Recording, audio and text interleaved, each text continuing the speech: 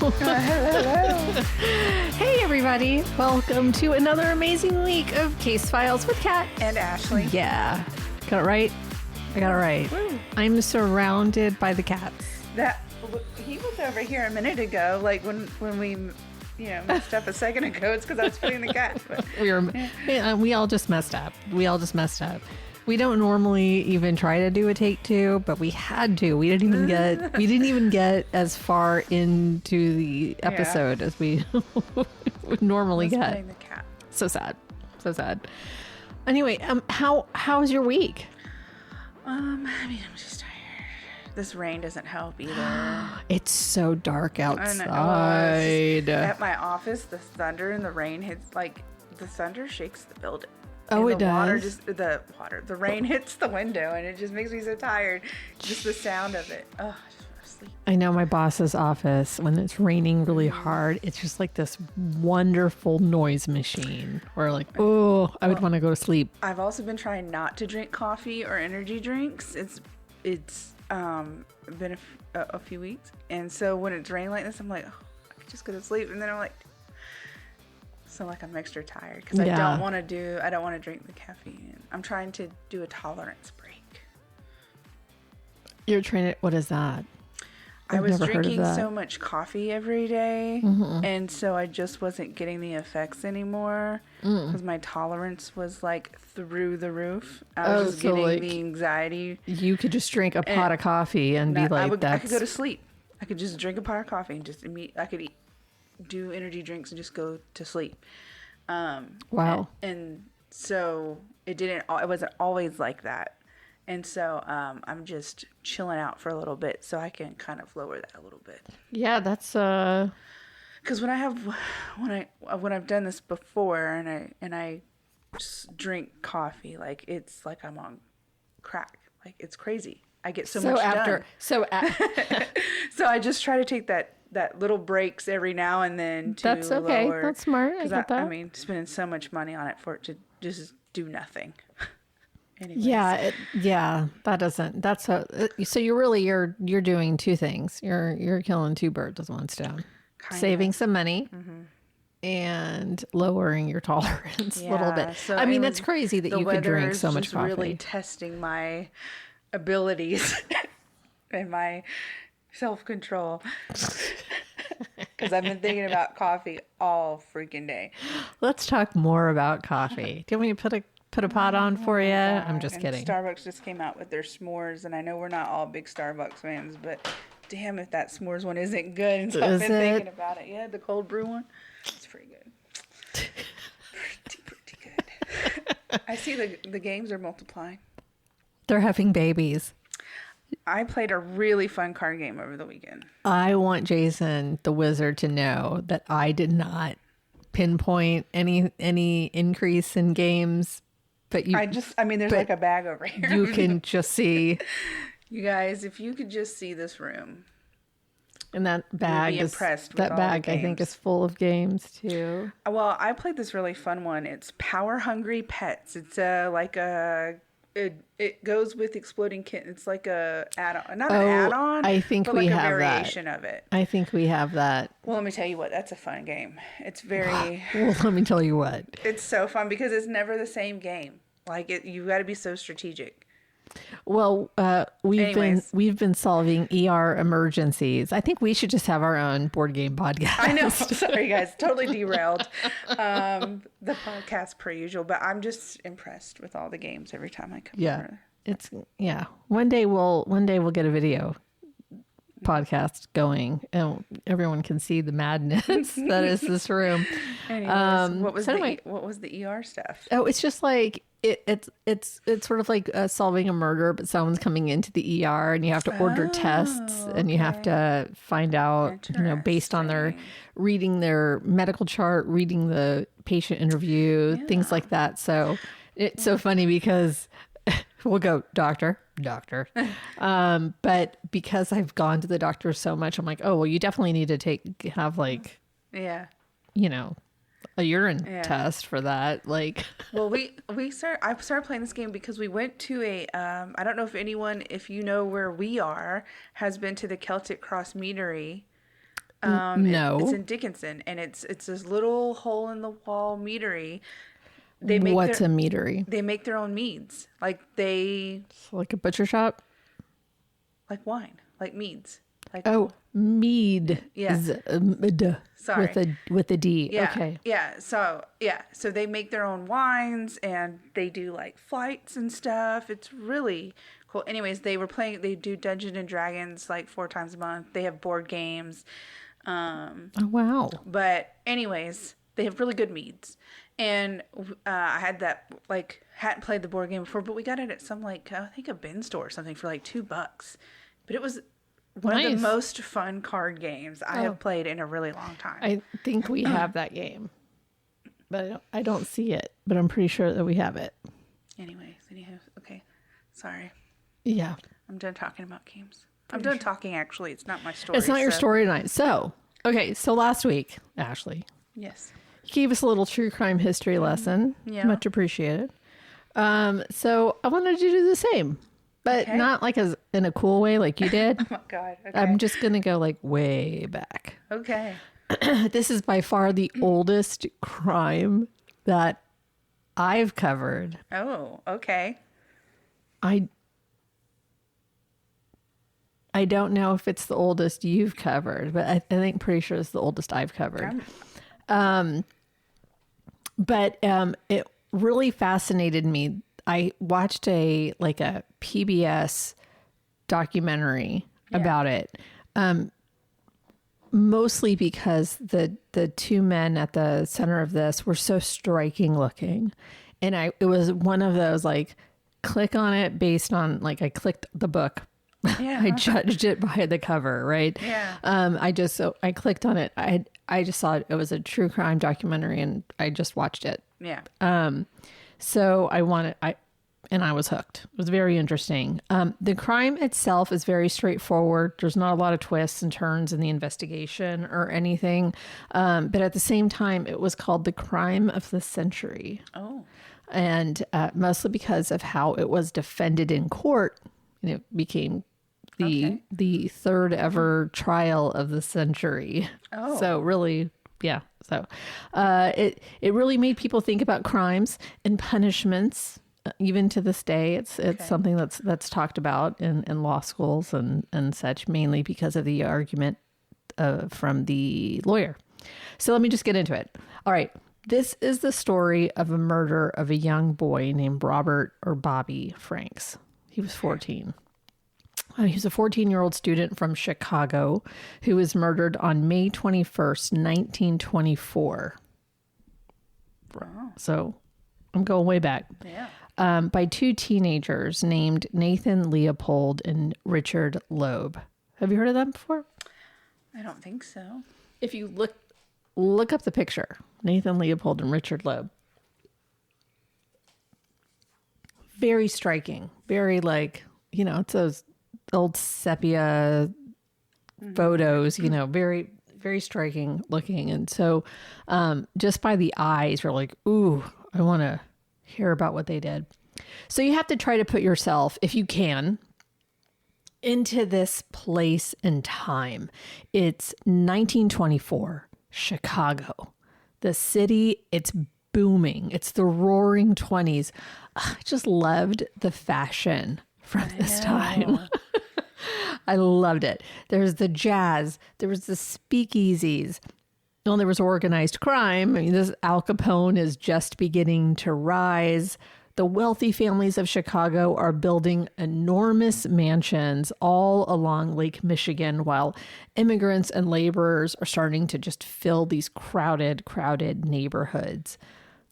What's your question? I didn't have one. Oh, I was just saying they look a little crazy in some of these pictures. Those eyes, right? Yeah. Just like, ooh, crazy. Anyway, so the University of Chicago is quickly becoming, at this point, one of the country's most prestigious institutions. Prestigious? Oh, no. How would you say it? Prestigious? Okay. Yeah. And among its brightest students are 2 young men everyone expects will accomplish amazing things with their lives. Like these are the two, they're going to just do incredible things. Instead, they're about to become infamous. So let's talk about these two. Nathan Leopold, probably the one that looks the craziest. Yeah. The unibrow one.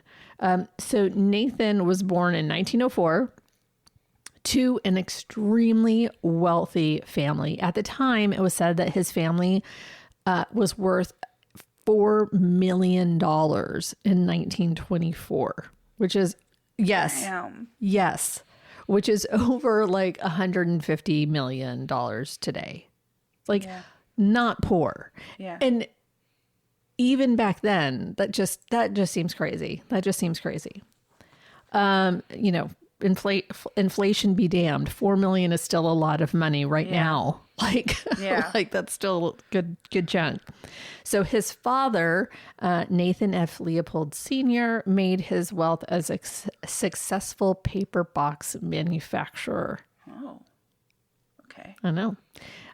His mother, Florence, inherited a baking fortune. So, I don't know, a lot of bakers in their family. This particular young man, Nathan Leopold, he was a child prodigy. His IQ was reportedly around 200, though modern historians question that exact number. Mm-hmm.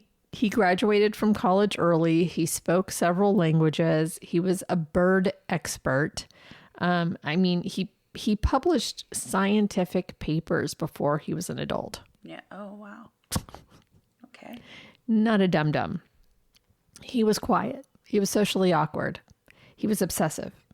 He loved collecting things, and he loved proving how intelligent he was. Sounds like fun at parties. Yeah. He admired one philosopher above all others, Friedrich Nietzsche. As you may or may not know, he was a German philosopher who had the idea of the Übermensch, the Superman. Yeah. Right? The ideal human who creates his own set of values and rises above the ordinary fray, like not normal, not a normal man. But many scholars would argue that Leopold cherry-picked the philosophy to justify his own superiority. Because if you read into the idea of Übermensch, it isn't really about that. It's much kinder. It's very different. So I don't know. Yeah. Leave that up for the philosophers. So now there's Richard Loeb. Richard was 1 year younger, born in 1905. Also super wealthy. Richard Loeb's family was said to have a net worth between $4 and $10 million in 1924, and adjusted for inflation, that's anywhere between $150 and $200 million in today's money. Like, holy shit. Yeah. So Richard was the son of a Sears and Roebuck's executive, Albert Loeb. And he remains the youngest graduate of the University of Michigan in history, earning his bachelor's at the age of 17. I thought you were about to say 7. I was like, 17. Damn.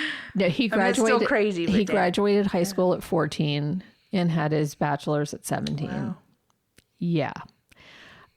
He was thought to be very handsome. You saw his picture. He was popular. He was outgoing. He loved detective novels. He loved crime. Of course he did. Why wouldn't he? He loved stealing. Oh, that was his bag. Like said a little bit of adrenaline rush. Yeah. So even though he could buy anything he wanted, so weird. He liked to steal things. He shoplifted. He shoplifted things like typewriters and pocket knives. How do you shoplift a typewriter? I mean, he probably just was like, it's all good. Just put it on my tab. And I don't know. Who knows? He was just like, he liked to steal things. Yeah. Just for the excitement. For the thrill seeking. Like, he was thrill seeking before thrill seeking had a name. Like, he was doing these things. It was just like, how crazy for this rich kid to just have that. So now let's talk about their relationship. Like, how did these two guys, these two geniuses, prodigies, high achievers. Like they meet at the University of Chicago. And at first they don't really like each other. Like they're kind of each other's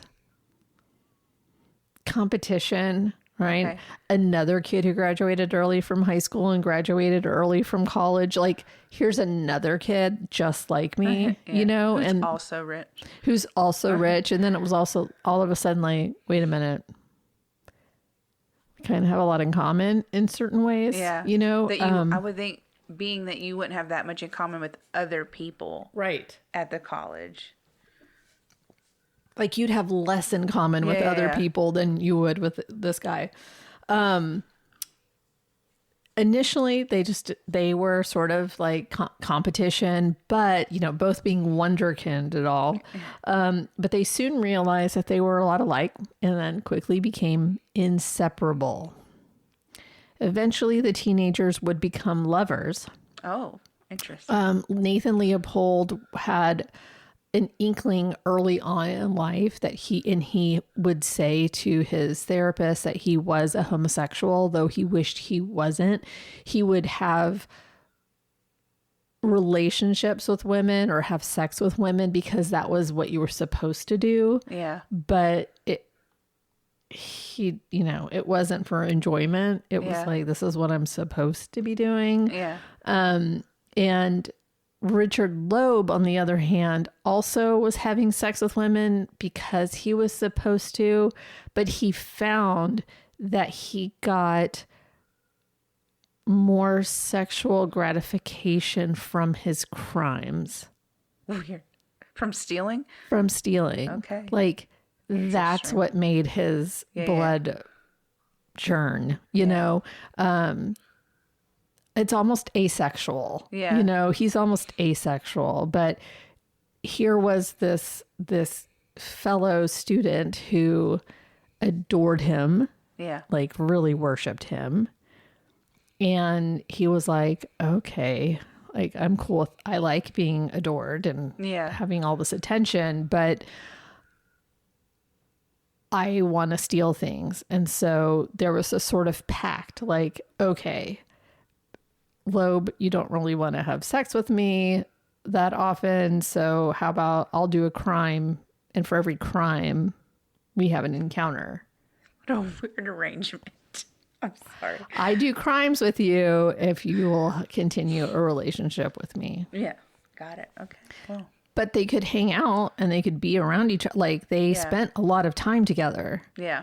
It just wasn't as sexual as Nathan Leopold had wanted it to be. Okay. Got it.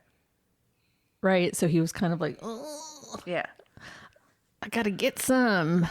So he was, all right, I guess I'll steal things with you. And it was like, you know, okay. He did it. He did it for love. But he adored him. He adored Loeb so much. So, you know, this was the arrangement, and this could only end badly. Yeah. Yeah. Why? Great question, Ashley. I'm sorry. I'm still just stuck on the arrangement. I know. So it could only end badly because eventually things were going to escalate. Yeah. And this escalated. Yeah. It started with really small things. It started with vandalism. Okay. Just a little bit of, knocking a trash can over. I don't know, like just little things, right? Then they graduated to burglary. Okay. Actual breaking and the old B&Es. They were getting those done. Then it was arson. Okay. So, I mean, very quickly. Very pump, pump, pump. Then it was car theft. Those should be car theft and then arson, I guess, because arson's pretty bad.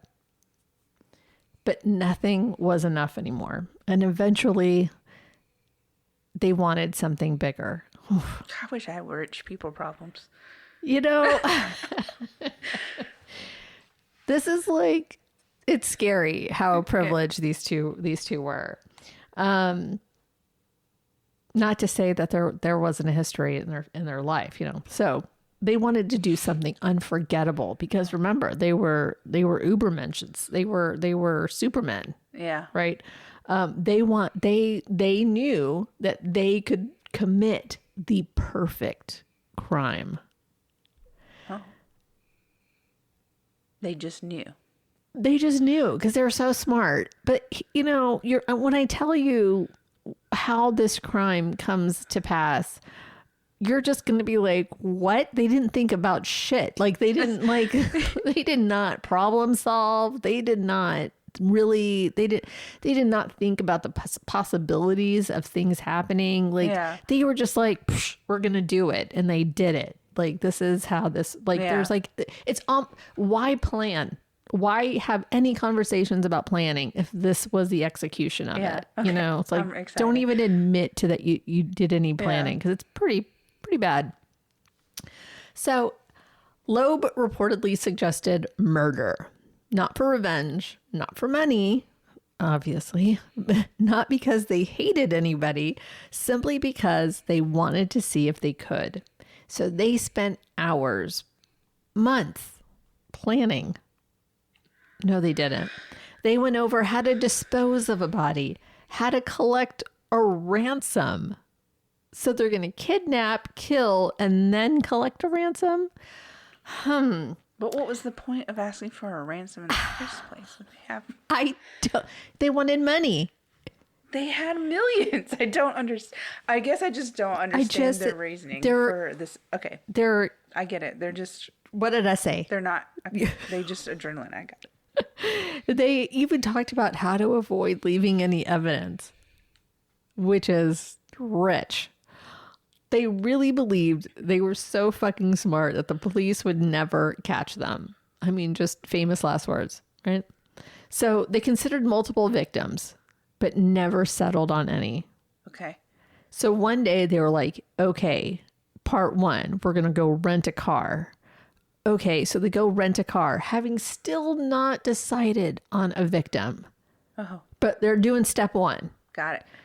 And they're driving. They're like, oh, hey, there's my second cousin once removed over there. Let's go. Let's pick him. Right? Like a cousin through marriage, right? Okay. Who's a neighbor. Bobby Franks. So on the afternoon of May 21st, 1924, 14-year-old Bobby Franks was walking home from Harvard School in Chicago's wealthy Hyde Park neighborhood when he was lured into the car and murdered. Bobby wasn't just any teenager. He was bright. He was well liked. He was an accomplished student himself. He was even a member of the Harvard School debate team where, ironically, he had argued against the death penalty. But despite his intelligence, his teacher's notes painted a more complicated picture. Comments in his school records described him as too self-satisfied, and said he was still hampered by unpleasant characteristics. But never goes into much more detail than that. I mean, he was 14. Yeah, seems pretty typical. Probably a little shit, you know? Like, sounds very typical of a teenager. Just a 14-year-old. Yeah. So whether those were simply opinions of his strict teachers or reflected the typical teenage personality is hard to know. So Bobby came from one of Chicago's wealthiest families. His father, Jacob Franks, had built a fortune financing real estate developments throughout the city, and he was known around Chicago as Honest Jake, as he had earned a reputation for fairness and integrity in business. So his dad was well liked.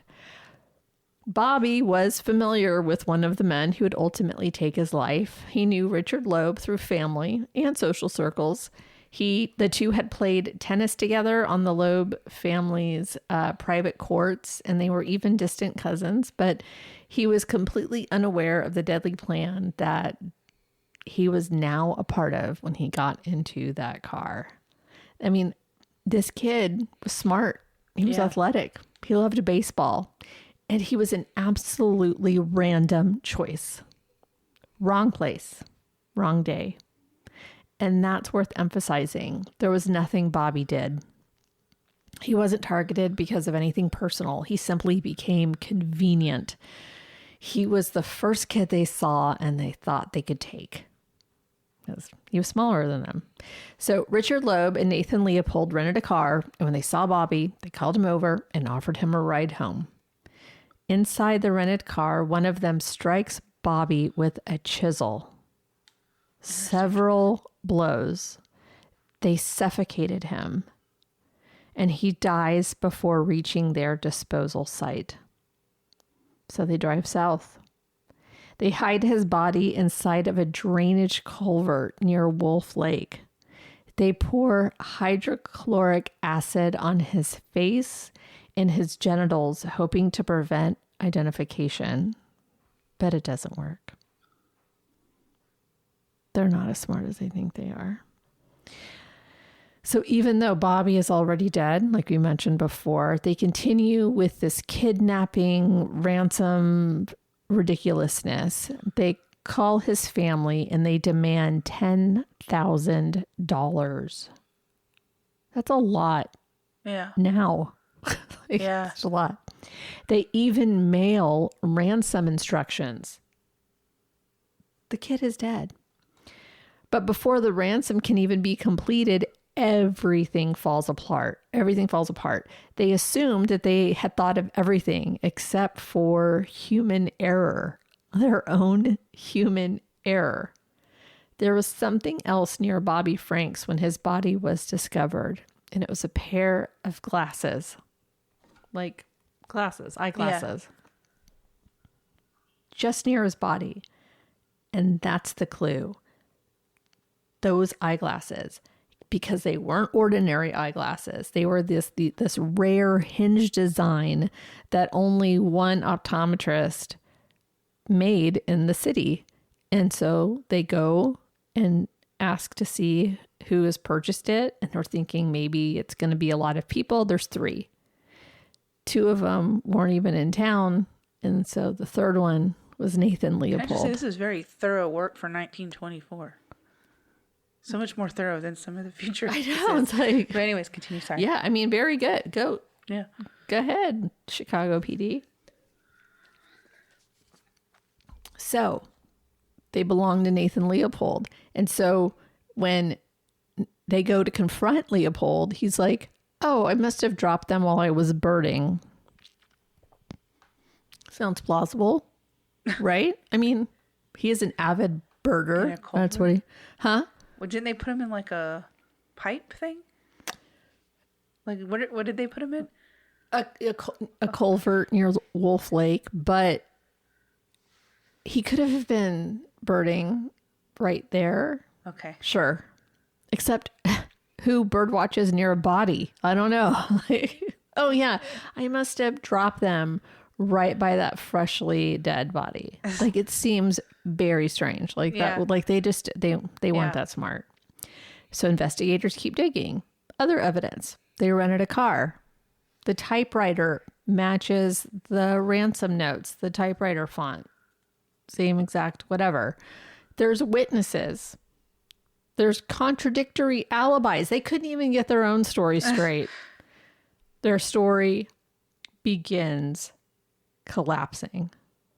And then eventually they just have to confess. They just have to, because what else are they going to do? But they're each blaming each other for the fatal blow, the blow that eventually kills Bobby Franks. And to this day, historians still debate who actually delivered that fatal injury. Sometimes the smallest mistakes solve the biggest cases. Telling you. Eyeglasses. I wonder how often that's happened. Eyeglasses. How do you also not notice your eyeglasses missing and go back and get them? Oh, that's such a good question. That's such a good question. If I didn't have my eyeglasses, I would be I'd be lost. And he kind of looks like he really needs his eyeglasses. Yeah. With his crazy eyes. Anyway, so the trial. So there's no guilty or not guilty. They've already pled guilty. They've already confessed. They've already confessed, so there's nothing else for them to do. And the media loses its ever-loving mind. The headlines are everywhere. They're all over the country. I'm sure. At this point, right? It's being called the crime of the century. It's now going to the trial, about to become the trial of the century. The crowds surround the courthouse to get a look at these two boys whose faces are now all over the papers. Psychologists are interviewed. Philosophers are interviewed. Everyone wants answers. Why did they kill this boy?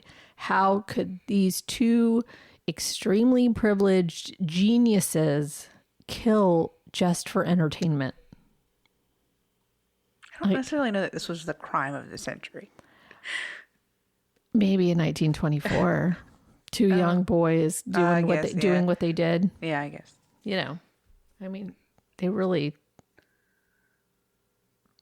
that was not good. Yeah. At least Bobby Franks wasn't alive for most of it, you know. Thankfully. So, enter Clarence Darrow. Oh. Bum, bum, bum. Oh, I should have played that sound effect. That would have been perfect time. Damn. I always forget that's there.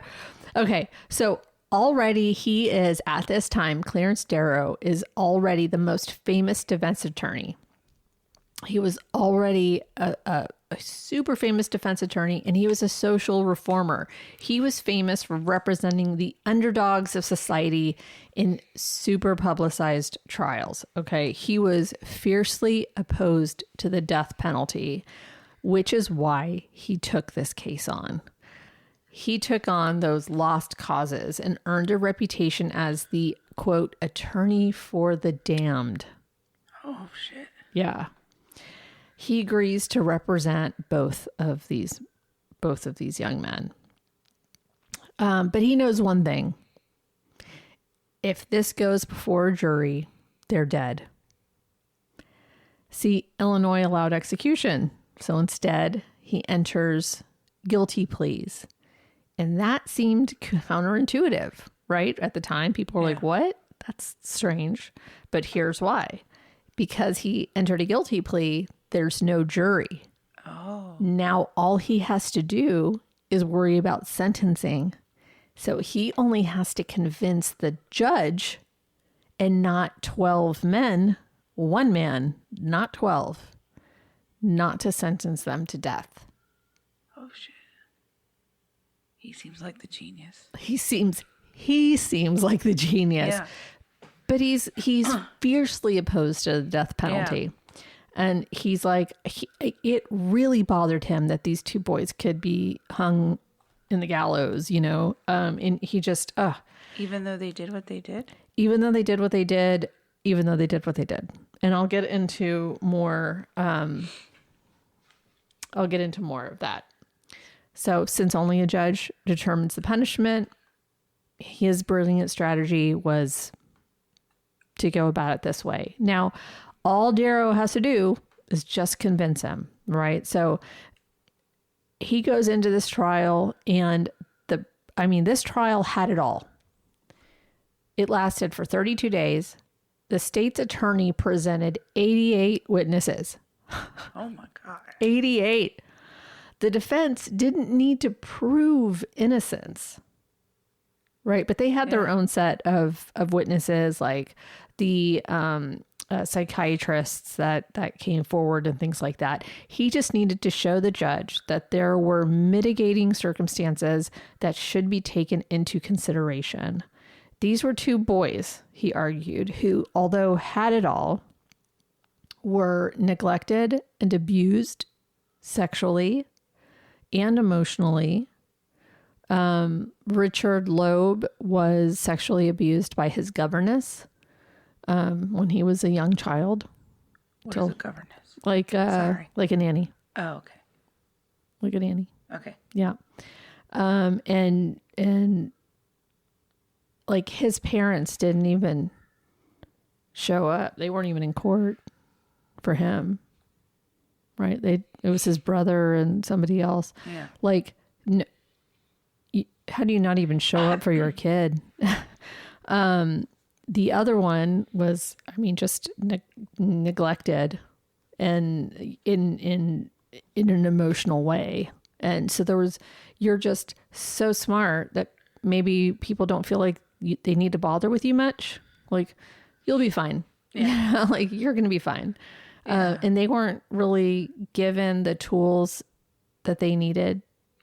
I imagine if the parents were also running these, like the one with the bakery, and they're probably busy all of the time too. Not excusing them ignoring their children. Executives. I'm just saying they weren't, they were like high up at these companies. Like, I can't imagine. And Especially in that day and time.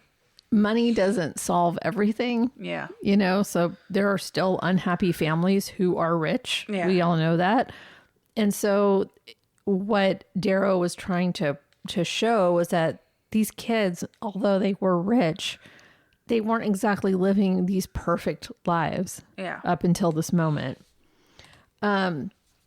He told all of this throughout the trial. He really, it was a very long trial. But at the end, he gave what has been called a masterful plea. And it's been called the finest speech of his career and one of history's greatest legal arguments. Oh. Yes. So I'm sure this is taught all over, but like I read the whole thing to Jason last night, and I was like, and it took him a long time to say all of this, though it's not as like when I read it, it wasn't that long. So I'm like, wow, what is he doing? I'm sure he had like a lot of dramatic pauses. It took him hours to say this speech. It's like, that's crazy. Maybe there was other evidence. I don't know. Anyway, but he says, basically, I'll just read the first paragraph. Now, Your Honor, I have spoken about the war. I believed in it. I don't know whether I was crazy or not. Sometimes I think perhaps I was. I approved of it. I joined in the general cry of madness and despair. I urged men to fight. I was safe because I was too old to go. I was like the rest. What did they do? Right or wrong, justifiable or unjustifiable, which I need not discuss today. But it changed the world. For 4 long years, the civilized world was engaged in killing men. Christian against Christian. Barbarian uniting with Christians to kill Christians. Anything to kill. It was taught in every school, in the Sunday schools. The little children played at war, the toddling children on the street. Do you suppose this world has ever been the same since? How long, Your Honor, will it take for the world to get back to the humane emotions that were slowly growing before the war? How long will it take the calloused hearts of men before the scars of hatred and cruelty shall be removed? And so what he's saying is like, we've desensitized everyone to death. And these 2 boys have also been brought up in it. The tales of death were in their homes, their playgrounds, their schools. They were in the newspapers that they read. It was a part of the common frenzy. What was a life? It was nothing. It was the least sacred thing in existence, and these boys were trained to this cruelty. Wow. The writing, right? It will take 50 years to wipe it out of the human heart, if ever. Like, this man has lived through the wars. Yeah. Right. And then he's asking, I know it's easy. I know the easy thing to do is to send these boys to their death. That's the easy thing. And I'm asking you not to do the easy thing. But he spent the trial sort of bringing into everyone's consciousness what these boys might have gone through, growing up with what they grew up with, but then also, how are these boys any different than the ones we're telling to go off and fight and just kill people for whatever reason or no reason, and to not feel bad about it? But, we're asking young boys to go off and kill other young boys, like in a war. and I not, don't think any of it's justified. it's not justified. He's not saying any of it's justified. Yeah. He's not saying any of it is justified. He's just trying to keep them from the death penalty, right? Like that is his. And I think it's ultimately making the bigger case for against the death penalty. Like, stop the killing. Yeah. Make the decision. Like, is it going to do anything for society for them to be dead? Really? You take them off the street. They shouldn't be on the street. Take them off the street. Yeah. But what about their families?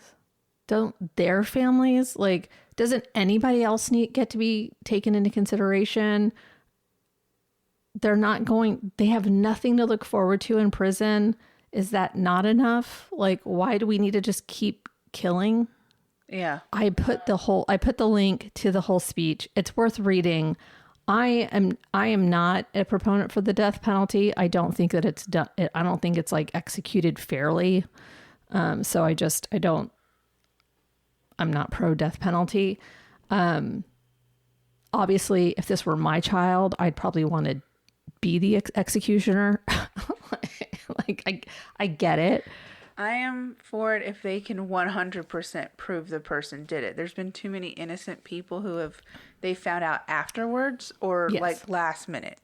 If they can prove without a doubt, 0 doubt, the person is guilty of what they did.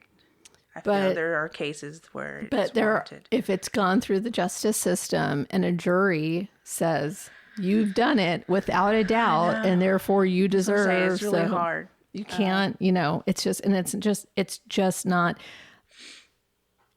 not done fairly and in a good, what is it? Oh, I'm sorry. It's like, move out of my way, this one. Okay. So, blah, blah, blah. Finest speech, blah, blah, blah. He doesn't argue innocence. He argues humanity. He argues about their childhood, about the environment that they grew up in, about their mental illness, about biology, about mercy. And one famous sentiment is sort of paraphrased: every influence in their lives helps shape who they become. The judge ultimately agrees and sentences them to life plus 99 years. No execution. People were furious. Absolutely. Many believed because they were wealthy that they bought justice. Others believed Darrow saved civilization by preventing revenge disguised as justice. And this is the time where people probably would have still been watching the executions, like, kill them. Still watch them. It's like, oh, you mean like the whole city? Yeah, like just that I feel like, put them out on the gallows and have the whole everybody watching. Yeah. But anyway, off they went to prison, and the two were separated, never allowed to have any meaningful communication again. Richard Loeb dies in prison on January 28th, 1936. He was attacked with a straight razor in a shower room by a fellow inmate named James Day. He died in the prison hospital soon afterward. Day said that Loeb was trying to sexually assault him, and so he killed him. Unwanted advances, I guess, or straight up rape. Officially, prison officials said it followed an altercation, though details have long been disputed and sensationalized. So Nathan Leopold spends more than 3 decades in prison. He expands the school that's in prison, and he even becomes a teacher. He volunteered for the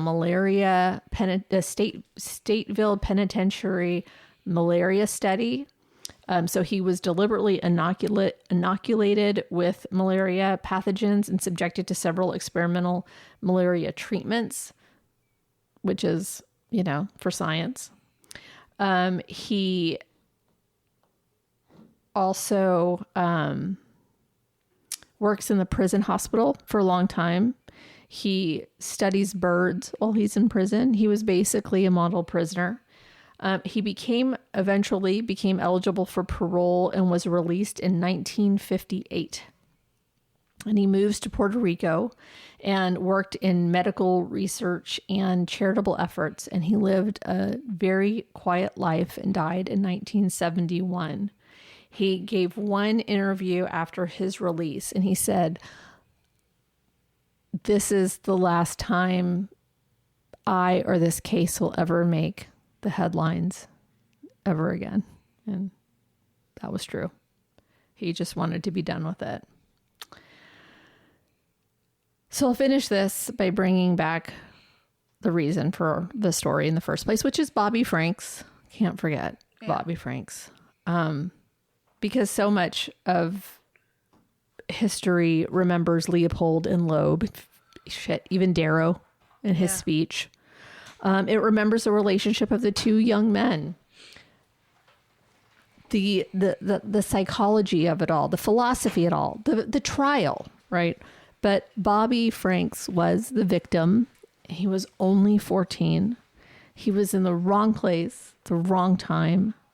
His life became like a footnote to all of this. Like, it's Leopold and Loeb and not the murder of Bobby Franks. Yeah. Right? Maybe because Leopold and Loeb kind of has a ring to it. I don't know. But his life has become dominated by the men who took it. And it's worth taking a moment to remember that none of this was an intellectual exercise. It was the murder of a child. And this case has inspired countless books and films. Alfred Hitchcock drew inspiration from it for one of my favorite Hitchcock films called The Rope, which is shot all in one take. And you only see an edit, like if it goes behind like a piece of furniture. Yeah. And that's when they would edit it. But otherwise it's all like one shot. Okay. It's beautiful. It's a wonderful film. It influenced discussions about criminal psychology, the insanity defense, juvenile justice, and the death penalty. This is something that this case gets brought up during those conversations. And over a century later, people are still asking the same questions, having the same debates. Can intelligence ever explain evil? Or does intelligence simply give someone more creative ways to justify it? Ugh. The Leopold and Loeb case reminds us that intelligence and wisdom are not the same thing, and knowledge without empathy can become something incredibly dangerous. And that is my story. Well, what you think? I told you it was a short one. It's not really that short. It's short for me. Oh. Okay. I don't know. I don't care how much good they did afterwards. I feel like I feel like there was no doubt that they did that and killed that innocent child. There was no doubt, and they admitted to it. There's I know there's no doubt. I don't know. I don't think he should have been able to go and live a life and do all of this stuff. I think he should have had to be in prison if they weren't going to do the death penalty. I don't think he should have been able to have a life. I'm actually surprised that he was given parole or given the opportunity for parole. Yeah, like I don't know how. Yeah. I don't know if it was. I don't feel like if it had been an accident, right? Serve your time, go live your life, do good. But that was no accident. That was so calculated. Like the idea of it, maybe not picking him, but everything else was very calculated. I think because he was maybe the more pitiful one of the two. Like he wasn't the criminal, he was the one in love, just following along, and maybe because he was the first to confess, he was very forthcoming with his relationship with Loeb. He was very forthcoming with the psychiatrist. I don't know, maybe it was all of those things put together that, they were very immature. Yeah. They were very immature. And, that has to be taken into consideration when it comes to teenagers, I guess, and, you know, putting them away for life is, oof. That's hard to do now. That's, you know, so I don't know. I don't know why he was able to even get parole after getting life plus 99. That seems kind of crazy. I almost felt like that was almost the judge's way of saying, you're not going to get out. Yeah. Because plus 99, you know. Who was Bobby related to? Which one of the... Loeb. The one that got out? No. Or the one that died? The one that died. For trying to rape another one. Yeah, see, it's my whole point. Clearly, he wasn't a changed person. He was the criminal. I know.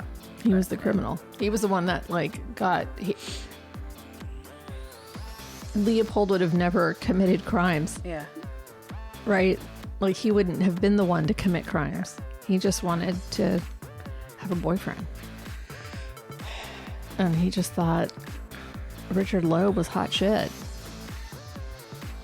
Who was smart, just as smart as he was, I guess. And can't imagine what they would have continued to do had they not gotten caught. That's crazy. What Loeb would have done, maybe not him, but yeah. I mean, he was already, you know, kind of committing these petty crimes before Leopold came into his life, and he was like, but just like if he was all about the adrenaline and stuff, and he got away with murder, I can't even imagine like what would escalate from there. I don't know what I'm going to do to follow up with that. Okay, well, you always say that. You got some ideas. I'll probably go back to my roots and do a disappearance. There you go. I feel like I've done one in a while. I've got a couple of good ones. All right. I have one too to do, so I think I put it on here. Okay. All right. Anything else?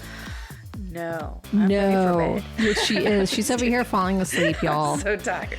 I still have to go to the grocery store. She does. It's still light out though, so you're welcome. But anyway, we will see you next week. Until then, if you see something, say something. And please be kind to one another. We'll see you next week. Bye.